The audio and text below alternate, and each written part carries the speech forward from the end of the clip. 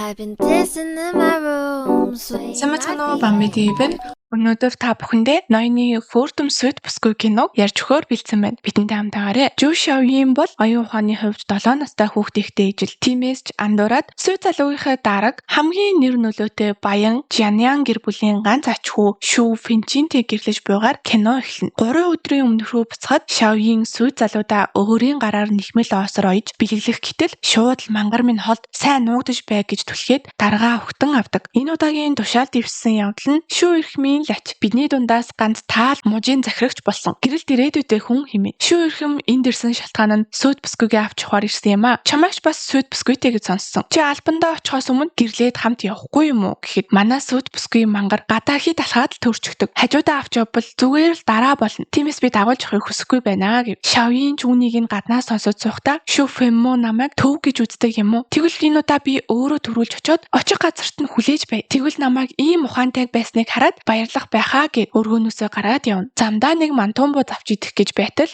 нэгэн Сүд бүсгүй хувцастай эмэгтэй уйлд суугааг харна. Шавийн явж очиод Сүд бүсгүй хамгийн жаргалтай байх ёстой шүү дээ. Та яагаад уйлж байгаа юм бэ гэхэд би Сүд бүсгүй бишээ. Сая тушаал дэвссэн Шүү Финчин даргын 7 настайтай сүү тавьсан Сүд бүсгийн зогсчихсан гэхийг сонсоод Шавийн арай Шүү эрхэм гэдэг нь Шүү Фэммо юм биш үсттэй. 7 настайтай сүү тавьсан эмэгтэй гэдэг нь би юм шүү хэмээн ботход өнгөрсөн үе рүү үзэгдэл шилжиж Шүү Фэммод хойд их нь хор уулах гэж байхад нь Шавийн хорийг нь өмнөөс нь нугаад инхүү тархин 7 настай хүүхчиг болсон ба Шүү Фэммо би чамайг насан туршдаа хамгаалнаа гэх амлалт өгч буй хэсэг гарна. Өнөө үед Шавийн эмэгтэйд та буруу ойлгож Шүү эрхмийн ихнэр цухтаагүй. Би зүгээр л төрүүлж очиод хүлээж байх гээд гараад ирсэн юм а гэхэд бүсгүйж баярлаж тэгвэл хуцаа сайлцгаая гэд явцгаана. Ингээд хормын яслалын өдөр болж Шавийн улаан гівлөр зүгээд алхаж ирэхдээ хөл алдан бүдэрхэд Шүү Финчин тосож авна. Шавийн хүү Шүү Фэммогийн гар ийм том биш шүү дээ. Гэхдээ тэрнтэй 3 жилийн өмнө гарын алгаа харьцуулж үзсэн болохоор тэрнээс хойш томорсон юм байл үү дээ гэж бодоод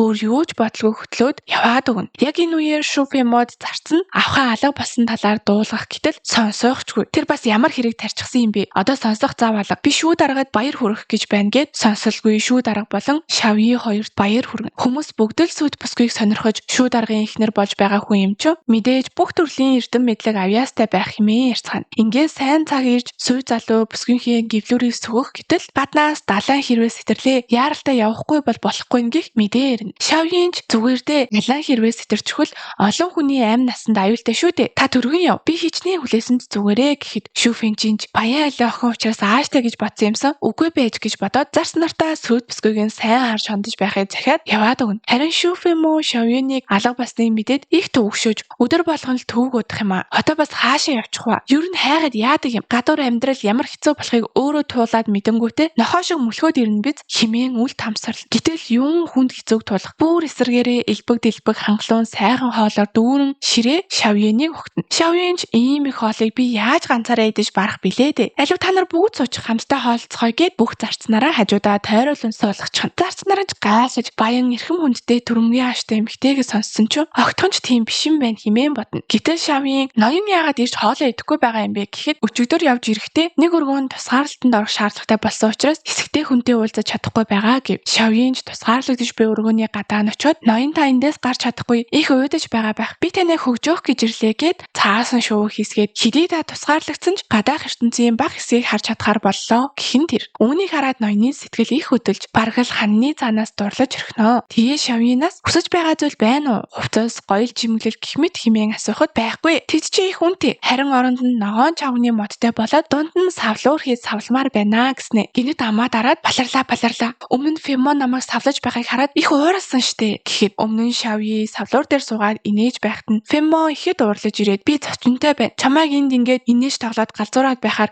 хүмүүсийн хүүхэд байна гэж андуурвал яах вэ? Намайг ийм тэнэг мангар Сүд бүсгүйтэй юм байна гэд хүмүүс мэдчихвэл яах юм гээд Шавьюн ч би инээхгүй дуу чимээ гаргахгүй савлуурыг минь битээ таслаач гэж гуйсан ч шууд сүхээр таслаж хаяад явсан байж. Шавьюн буруу зүйл хийсэндээ уучлал гуйхад Шүү Финчин ноён шууд тгийе. Ногоон чавны мод суулгыг тусгаарлалт дуусаж эндээс гарахаараа би өөрийн гараар савлуур барьж өгье гэхин тэр. Шавьин ч үнэхээр их баярлаж гэрсний дараа Феммоч үнэхээр өөр болсон байх шүү. Намайг төв гэж харахгүй байна. Чин сэтгэлээсээ миний үгийг үл тоолгүй сонсож байна гэж дотроо бодно. Харин нөгөө талд шүү Феммо өөрийнхөө бага насны эд зүйлсээ хадгасан хайрцгийг олоод нээж хартал хүүхэд байхад нь өөрийнх нь хайртай тулайг хойд их нь хүүлсэн байгааг хараад ойлгож ирэхгүй сууж байхад Шавьин ирээд өөрийнхөө хийсэн тулайг өгөөд энийг авдаа. Энэ хизээж өгөхгүй. Бас уйлмар байвал уйлж болно шүү дээ. Гониглогч нь зүгээр зүйлээ гэж хэлж байсныг нь эргэн санана. Тэгээд би Шавьинд үнэхээр их хайртай байсан. Яг хизээнээс эхлээд түүнийг төвшөөдөг болчихсон юм болоо гэхэд зарцсан. Та өөр залуу ахуй нартай уулзаж үзснийхээ дараа тэдний их мэдлэг боловсрал авьяас чадвартайг биширсэн гэхэд Феммо хэдий тэмч би ганцхан Шавьины дэргэд л өөрөөсөө өөр хүн байх шаардлагагүй байдаг. Тэрнийг хурдан хайж ол. Гадуур дахиж зовоож болохгүй. Танихгүй хүмүүс надаас илүү муухай хандж байгаа гэв. Шүфэнчийн даргын тусгаарлалт дуусаж Шавьиныг унтсныхан дараа өргөөнд нь ирж хэсэг суугаад савлуур байж өгнө гэж амласан амлалтаа эргэн санаад гараад явна. Өглөөж болж Шавьин сэрээд гартал үнэхээр гоё шин савлууртай болчихсон бай. Шавьин ч үнэхээр их баярлаж савлуур тахта өмнөшгээ гэгээлгээр инээд алтна. Ноён урьд чүн хэдий ядарсан ч амлсан болохоор зарснараа хилгэлгүй өөрийн гараар савлуурыг хийж дуусгасан нь тэр байдаг. Энэ үед Шүфэммо Шүфэнчийн ноёны өргөөнд точилж ирнэ. Хормын дараах өдрүүдийн тухай асуухад ноён үнэндээ энэ хормыг эцэг хийхээ төлөвлөгөөгөр хийсэн болохоор царайг нь ч харж байгаагүй. Гэхдээ ихсэх хугацааг хамт өнгөрөөсөн чинь үнэхээр сайлган сэтгэлтэй чин сэтгэлээсээ хүн болохыг нь ойлгосон. Түүнтэй хамт байхад би маш их амар амгалан мэдэрч байгаа гэв. Гэтэл мангар Феммо тэгвэл та зүгээр нэг гэрлээгүй бүр үнэт эрдэнэс олчихсон юм биш үү? Би тэ натаархаж байна гэв. Фенчинч чамтай би ихнэрээ танилцуулъя гэж савлуурдурж байгаа Шавьиныг холоос харуултал Феммо шууд савлуурдах туртай. Инех туртай гэвэл Шавьинтай адилхан өөр хүн байхгүй штэ гэд ойртож харах гэтэл нэрэж яалаа гэж шүүн ноёны ихнэр байх вэ тэ. Тэгээд Шавьин савлуурыг нэвснээс хойш инехээ болсон гэж бодоод яваад өгнө. Ингээд Шүфэнчийн ноён болон Шүфэммо хоёр хамт хооллож арх ууд суухад ардан Шавьин ноёнтон гэд хурж ирээд шүүн ноёныг тэрврээд хүүхэд байхдаа Феммод хийж өгч байсан шиг туулаа хийчихсэн. Энэ ямар болж химэн авчирхад шүүн ноён чамаас минь хөөрхөн биш байна гэх мэтэр хоорондоо эрхлэлтэн. Ингээд шүүн ноён танилз энэ бол миний ихнэр гэхэд Феммо эргэж хараад Шавьин зогсож байхыг хараад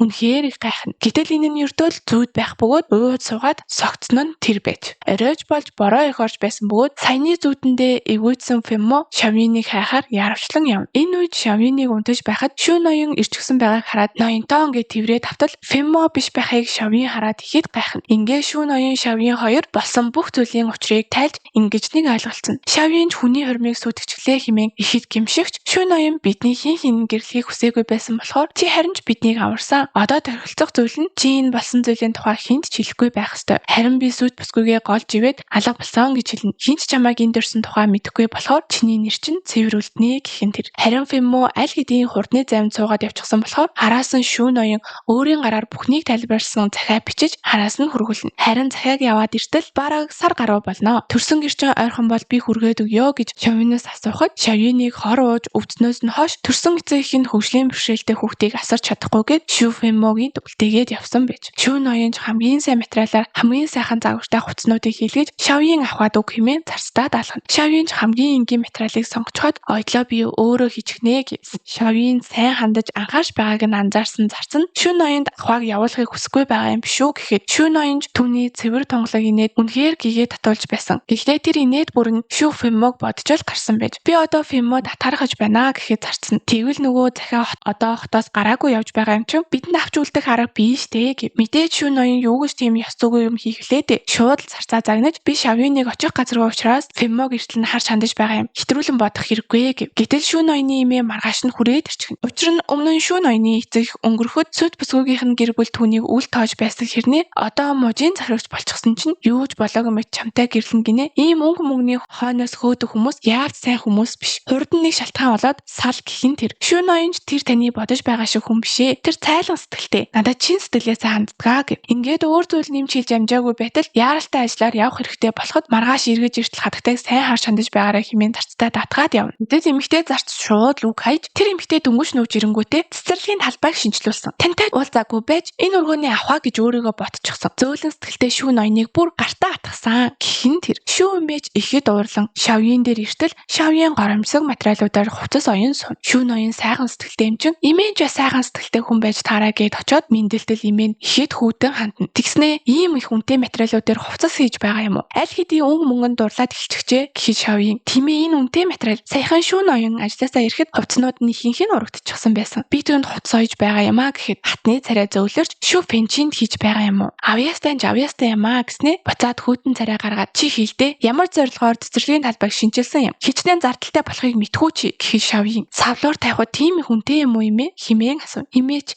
зөвхөн савлуур л тавьсан юм уу гэд хэлэх үгүй болно. Эцэст нь хар буруу санаагүйг нь ойлгоод чи нөхрөө битгий ноён гэж дуудаад бай. Нэрээр нь дуудаач гэж зөвшөөрсөн гэдгийг илэрхийлээд яваад өгнө. Шүүн ноён санаа зовоод шаян дээр иртэл имээг би савлууртаж өгөө гэсэн чинь уурлаад явчихсан. Би буруу зүйл хийсэн юм болов уу гэхэд мэдээж үгүй чамд хүн болгон хайртай байх болно. Гадаа сайхан байна би чамайг савлууртаж өгөх үү гэд манаа хоёр инээд хөрөөр дүүрэн савлууртаж тоглоно. Энэ үеэр шүү имээ нөгөө хог үргээд байсан зарцаа загнаж худлаа ярьснаас ч болж би ямар эвгүй байдалд орсныг мэдхүү гэхэд гэхдээ хатагтай миний хэлсэн бүх зүйл худал биш шүү дээ. Авхаан өргөнд их хэмжээний үнэтэй даавуу торох байсан штэ гэхдээ зэрэгцээд Шавийн даавын торгонууд барьсаар шүү имээгийн өргөнд орж ирэн таны гар их хүүтэн байсан үүнийг танд зориулж хийсэн юм а гараа энд хийгээд явбал хурдан дулаацна гэд бас ойсон хувцснуудаа өгөхөд шүү имээ чи шүнжин нойргүй суусан юм уу эхлээд өөрийгөө сайхан хувцлаж өөрийгөө бодох ёстой шүү гэд Шавины хэмжээг аваад ямар өнгөн туртайг нь асуув. Эцэг их нь орхиж явснаас хойш хинч юун туртай юу хүсэж байгаа тухай асууж байгаагүй болохоор энэ үед Шавины сэтгэл ихэд хөтгөн. Шүүн ноён чимээгийн өргөөнд ирээд санаа зовонгуу та ямар хэрэгээр дахиад Шавиныг дуудсан юм бэ гэхэд энэ бол эмгтээчүүдийн яриа. Чи хитрхи завгүй байдаг. Ядаж чамд санаа тавьж чамайг өлсөж ядарч байгаа хэсгээс анхаарал тавьдаг тийм ихнэр байгаад би баярлаж байна гэв. Шавин чимээгийн хийж өгсөн хувцсыг өмсөд гарч ирэхэд үнэхээр үзэсгэлэнтэй сайхан харагдаж байлаа. Шүүн ноён үзэсгэлэнтэй байна гэд ширтэж байтал гинэд харцаа боруулна. Үндэ миний ихнэр биш юм чинь ингээд ширтгэн захимжгүй хэмээн дотроо бодно. Оройн бөгөөд хооллож байхад шүүн ноён шүл хийж өгөн бүлээн дээр нуугаарай гэхэд дотор нь байсан шанцааг Шавийн идэж чаддгүй гэв. Ноёнч нэг нэгээрийн шанцааг төөж өгөхийг харсан Шавийн энд хүн болгон надад сайн хандаж байна. Хинч намайг тэнэг гэж бодохгүй байгаа нь ямар сайхан юм бэ хэмээн бодно. Гадаа болж буу дэллүүний баяр руу явах уу хэмээн шүүн ноёныг хэлэхэд Шавийн би гарч болохгүй. Өмнө нь Фемо хэлэхдээ намайг гарвал төөрнө. Асуудал тарилгүй гэртээ байж бай гэдэг байсан гэд өмнө нь нэг нь луурчин ухаантай болгодог юм үгийгээ давуулаад явж байхад нь Фемо барьж аваад загинж байсан байдаг. Гэтэл манай хоёрын гарыг энэ шүү имээ хөтөлцүүлээд сайн хөтөлж яваад Шавины үснээс нэг ширхэг унах юм бол чамаас хариуцлага нэхэн шүү гэв. Шүүн ноёнч би чухал зүйлээ үүгээр уйдаг юм а. Чамд эвгүй бол үүнийг чиний гарнаас уйчих уу? Тэгвэл би төрөхгүй бас шугамд авахгүй гэв. Ингээд гадуур зугаалж явахдаа Шавийн зарц нар болон шүүн ноён шүү имээ нарт бүгдэнд нь анхаарсан жижиг эд зүйлс бэлэлнэ. Өөртөө юу ч аваагүй харсан шүүн ноён чи эхлээд өөрийгөө бодож бай. Тэндээс таалагдж байгаа зүйл байна уу гэхэд Шавийн аль хэдийн нөгөө зүг рүү идэх зүйл дээр очичихсан байдаг. Гэтэл нөгөө хов үрэгдэг зарц. Энэ годомжинд явж байгаа тэнгүүдээс ямар ч алгарах юмгүй. Яаж манай өргөний авхаа байж тохирох юм бэ гэж амаалтаж Шавиныг гомдоно. Шүүн ноёнч манай өргөн Шавийн жаргалтай байх ёстой. Дахиж түүний тухай муу мухаа үг хэлвэл өөртөө гомдороо хэмээн сануулна. Энэ үеэр Шүпэмо өргөндөө жаахан байхдаа 16 хүрхээрэн Шавинтэй гэрлэнэ гэж амлалт өгсөн хэрнээ 16 хүрчлээ хоёлаа гэрлэе гэхтэн бити тэнийг тухайны юмараа тоогоогүйгээ санан сун. Айл эрт түнтэй гэрлэх ёстой байсан юм. Одоо хурмын бэлэг бэл Шавиныг ирэхээр шууд гэрлэнэ гэх тушаал өгнө. Харин нөгөө талд шүүн ноён Шавиныг алдартай мэдлэг чадвартай отчид үзүүлэхээр ирсэн байдаг. Гэтэл отож хор энэ хүний тархинд суугаад 10 гаруй жил болсон байна. Яагаад ингэж их удааж байгаа юм бэ? Айл эрт авчрах ёстой байсан штэ. Гэхдээ имжлэхдэггүй бол биш л дээ. Маш их хугацаа орно. Гээд им бичиж өг. Өмнө нь түүний хэн жимчид үзүүлж им өгч байгаагүй 7 настайгаас нь хойш бүгд орхисон байж. Ингиж нэг ухаантай болох юмтэй боллоо гэд Шавийн баярлсандаа маш их уйлна. Шүүн ноён сэтгэл санааг нь өргөж халамжлана. Мөн тарих болон гараа ашиглаад байвал илүү хурдан имжлэгдэн гэсэн учраас шүүн ноён түүнд бичгийн эрдэм зааж хөөр болдог. Дараа өдөр нь Шавийн ганцаараа юм бичиж сууж байтал нөгөө хов хүрдэг зарц нэг эмэгтэйг дагуулan орж ирнэ. Нөгөө эмэгтэй хүү татварын болох гэж байсан эмэгтэйгээ зодоод хөлийг нь гимтээж бүр хөгжлийн бэрхшээлтэй болгосон гэр бүл гих арт талгүй болохоор Шавийн шүүн ноёнд өмөрсөн хідэн сайн үг хэлээд өчхвөл болно гэд их хэмжээний үнэт идлэл өгөхөөр сар байна. Шавийн жиргэлзэж байтал нөгөө зарц авхаа та бол их ухаантай хүн шүү дээ. Үүнийг авчгаа гэхэд Шавийн энийг авчвал би ухаантай болох юм уу? Гоё доо. Тэгвэл авъя. Энүүгээр зөндөө олон цаас би худалдаж авах юм байна гэв. Гэтэл гадуур ирэх мэдлэлтнүүд авилга авч байгаа хэмээн шийдэгдэж байх үе Шавиныг ч тэнд дуудсан байхан тэр. Хов өргөдөг зарц шүүн ноёнд баларлаа авхаа буруу зүйл хийчихжээ. Тэр мөнгийг шууд авчихсан. Одоо таны сайн нэр нь сэв суужглаа гэв. Шүүн ноён Шавин дээр яаран очиход Шавин болсон бүхнийг хэлээд гэхдээ би тэр мөнгийг нь аваагүй штэ. Тэр эмэгтэй гараад явахт нь араас нь очоод тэр эмэгтэй хохирсон байхад би энийг аваад өмөрвөл хин нөгөө эмэгтэйг өмөрөх юм бэ? Би тэгж чадахгүй гэд буцаагаад үн тэдлийг нь өгөөд явахыг нь гадаа байсан энгийн иргэд бөгөөд харсан байдаг. Шүүн ноёны ихнэр Хүртэл ийм сайн ёс зүйтэй байхад бид итгэж болох юм байна хэмээн харин ч багтаж гарна. Тэгээ Шавийн шүүн ноён намайг мөнгөийг авбал ухаантай болно гэж хэлсэн. Би ухаантай болохыг хичээсэн ч үнэхээр чадаагүй. Дахиад л тэнэг болчихлоо гэхин тэр. Шүүн ноён чи өөрийгөө ухаантай гэж боддог юмнуудаас хэд дахин илүү ухаантай. Би тэр охиныг олоод шудраг ёсыг тогтоож өгөх болно. Харин хов зөгс зарцыг ямар ч хөшөөлгүй хөөж овлно. Бүх зүйлийн дараа Шавьяныг явна гэж бодохоор шүүн ноён гониглож тэрнийг явахаар энэ цэцэрлэгийн талбай энэ бүх инээдхөөр дуу хоор байхгүй болно гэж бодохоор гониглож байна. Гэхдээ зэрэгцэн захиа авч явсан зарц эргэж ирээд захиа нь үер дурсан алаа болсон. Өөрийнх нь хөл бас гимцэн гэв. Шүүн ноён захиаг хөргөж өгөөгүй дотроо ихэд баярлаж байхад Шавьянч бас дотроо ашгүй энд дахиад удаан байж чадхаараа боллоо хэмээн баярлана. Маргааш нь Шавьян зөв имчилгээндээ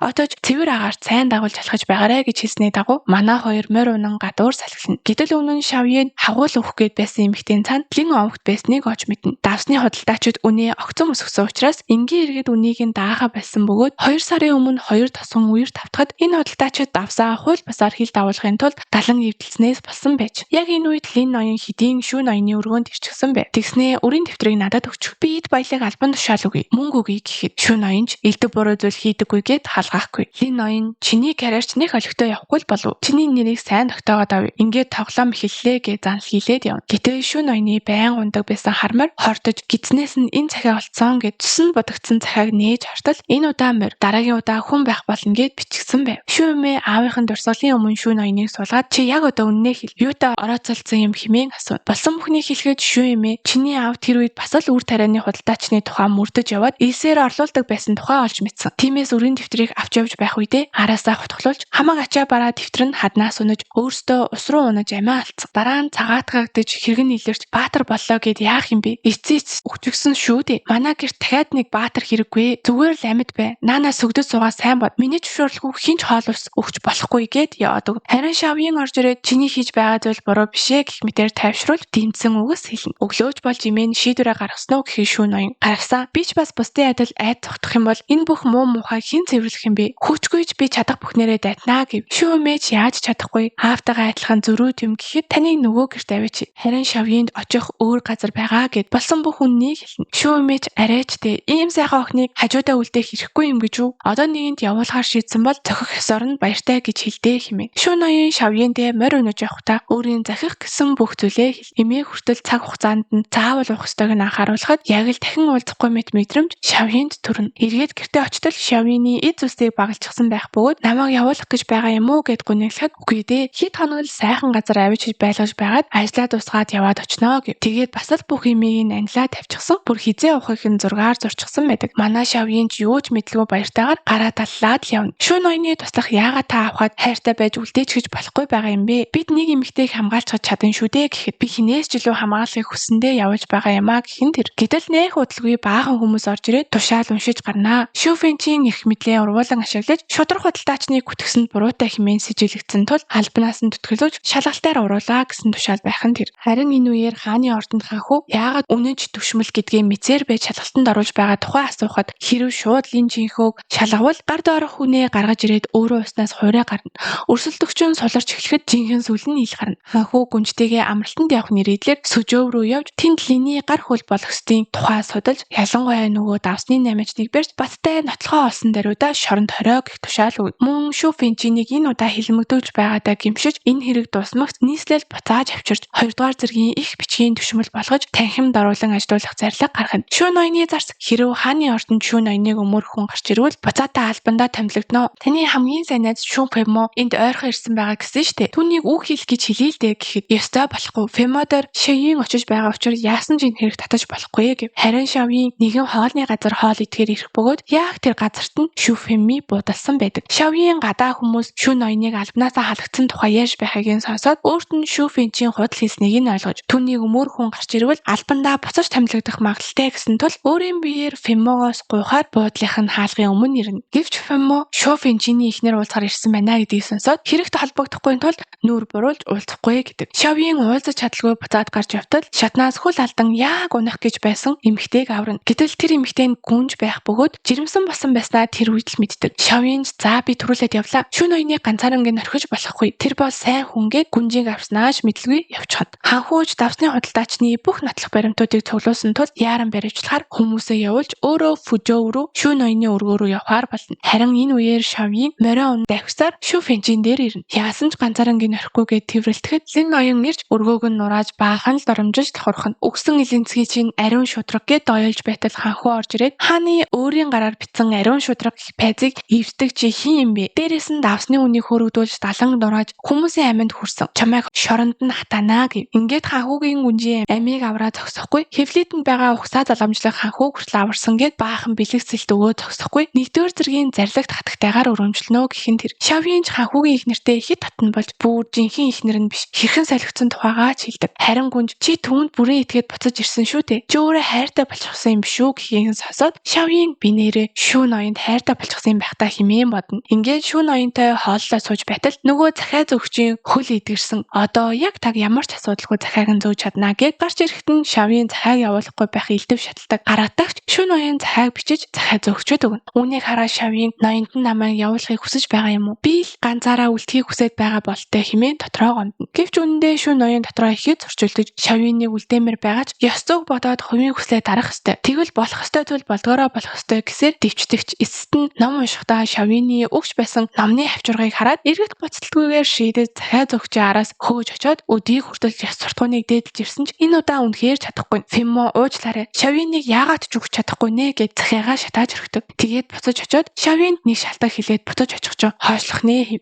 гэхэд мэдээж дотроо хідэн ч өдөр болтугай ноёнтой хамт байх нь химэн Шавийн баярлаж гарнаа. Шүү ноён ажлаар өөр хот руу явхаар ногоон чавны төглөөр дайрах болохоор Шавинтай хамт явхаар болдог. Маргааш нь замд явж байгаад нэг дэм буудал тоноод цаашлахаар хооллоо сууж байтал Шавиныг хувцас солих гээд явсан хойгоор нь Шүү ноён Шүү Фиммотой таарчдаг. Үнэхээр сандарч ядаж байтал нөгөө Шүү Фиммо ч таныг тушаал твсэн баяр хүргэж өнөөдөр согтодлоо ууй гэд ширээнд нь суучгана. Гэтэл цаанаас нь хувцас солиод Шавийн гарч ирэхэд ноёны зарц сэргэлэн зан гаргаж ноён хооллож чадахгүй болчихлоо. Гадуур аюултай байгаа тул өргөнөөсөө битгий гараарай гэд буцаад оруулчихна. Шөнө хүртэл уугаад Фиммо бүр согтчиход надаас төөрч салсан Шавийн бол сэтгэлдээ зөвхөн намайг л тэдэг бла бла бла гээл утгагүй юм яриад Шүү ноёны бүр уурыг хүргэж орхино. Тэгээд Фиммогийн ам руу нимж арх сутгасаар байгаад нөгөөх нь бөөлжөөд яваад өгнө. Шүү ноён ч энэ бол муу ёртой газар байна. Шөндөө явцгаая гэд бүх юмаа бэлтэн. Шүү ноён Шавинд нэг сэтгэлийн задлаа өөрийн гараар хийж өгөөд энэ бол насан туршдаа хамт байя гэсэн утгатай гэхэд Шавинд би чамтай насан туршдаа хамт баймаар байна гэд тэрвэрлэж байхад нь Шүү Фиммо цаанаас нь энд юу болоод байгаа юм гэсээр гараад ирдэг. Ингэж бүх зүйл илчлэгдэж Шүү Фиммо Шүү ноёныг удахгүй төрийн өндөр алба хаших гэж байж хүний сүд бүсгүй хүчээр булаасан ёс зүйн амтан гэд заргалдвал чиний Шүү гэр бүлийн хитэн үеийн нэр хүнд шаландаа хутгалтна гэж сүрдүүлнэ. Мэдээ Шүү ноён үүнээс ногт айхгүй. Тэгэлтэй явж заргал би чамд унаа тэрэг бэлдүүлэх үү? Би өөрийн хүнээ яаж хамгаалтыг ирэх биш чи мэдэж байгаа байлгүй гэд явах гэтэл араас нь Шавийн чи надтай гэрлэн гэж амлаж байсан. Бид хамт байгаад 11 жил болсон биз дээ. Чи мартчихаа юу гэх мэтэр уйлан дуугар. Харин Шүү ноён чи сонголтоо өөрөө хийдэ. Фиммог сонгуул би өөрийн гараар гинжиг чин бэлдэж өгөөд чамайг ёс төртэйгээр нөхөрт гаргана. Харин намайг сонгуул гэртээ харьцгаана. Чамайг үргэлжлүүлэн эмчлүүлж бичиг үсэг сурнаа гэхэд Фиммо би чамд энэний өгч чадхаас 2 дахин ихийг өгч чадна. Чи миний өгсөн амар амгалангийн зүйлтийг үргэлж зүүж явдаг үстэй гэв. Гэтэл энэ удаа Шавины хүзүүнд тэр зүйл байсангүй. Зүйлтийг нь сүнхнээсээ гаргаж өгөөд би чамтай гэрлэхгүй. Чи намайг үргэлж мангар тэнэг төвхтэй гэх үгнүүдийг хэлж байсан. Би тэнэг болохоор тэр үгийг ч ойлгохгүй байгаа юм биш. Очих газаргүй болохоор уучлахаас өөр аргагүй байдаг байсан. Танаа гэрээс явдаг өдөр би ганц удаа арай эрт хотын хаалган дээр очиод чамайг хүлээж ухаандаа гэдгээ магтуулах гэж гэрээсээ гарсан. Тэр үед би дотроо хичнээн их хайж хүмүүс намайг тэнэг гэд надад муу зүйл хийх вэ? Намайг төвхтэй гэж бодох вэ гэж хичнээн их хайсан гэж санав. Гэтэл хинч намайг тоогоогүй. Хинч надад чам шиг муухай хандаагүй. Би Шүү Фэнжиний дэргэд байхдаа өөртөө ихтэй жаргалтай байдгаа гэв. Шүү Фиммоч миний оронд байсан бол чи ухаан мотой хүнийг насан туршид нь хайрлаж чадах байсан уу гэхэд чадах байсан. Насан туршдаа хамт байж эдгэрэх гарцыг нь хайх байсан гэд Шүү ноёнтой хамт гэртээ харихаар явна. Ингээд манай хоёр имжлэгээ дуусаад оточтой үзүүлтэл Шавиныг бүрэн идэрсэн гих сайхан мэдээ сонсон. Шүү ноён одоо чи надад хайртай хിവэр байна уу хэмээн даажнан асуугаад би чамтай гэрлэхийг хүсэж байна. Энэ удаа чи өөрийн гараар нэрээ бичгээд манай хоёр аз жаргалтайгаар дахин альбан ёсоор хурмай. Ингээд хин нэгэнтэйгээ уулзраад аз жаргал гэж юу байдгийг ойлгосон тухай чин сэтгэлийн үгсээ хэлж буйгаар кино дуусна. Дараагийн хятад кино драма товчлыг цаг алдалгүй сонсохыг хүсвэл манай сувагт subscribe дараад могоо асаагаарай. Баяр таа.